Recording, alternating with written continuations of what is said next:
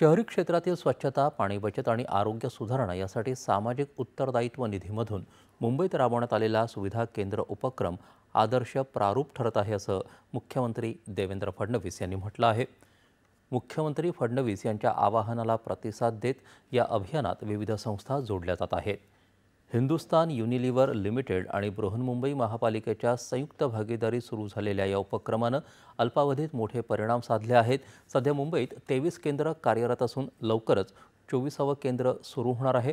मुंबईत आणखी 2 केंद्र बांधकामाधीन असून 7 केंद्रांचे प्रस्ताव प्रगतीपथावर आहेत. बृहन्मुंबई महानगरपालिका, हिंदुस्तान युनिलिव्हर लिमिटेड, HSBC आणि JSW फाउंडेशन यांच्या सहकार्यानं ही योजना पुढील काही वर्षात अधिक विस्तारणार आहे, अशी माहिती सरकारनं दिली आहे. 5.5 लाख नागरिकांना आतापर्यंत याचा प्रत्यक्ष लाभ झाला असून आरोग्यदृष्ट्या देखील हे प्रारूप उपयुक्त ठरत असल्याचं समोर आलं आहे. राज्य सरकार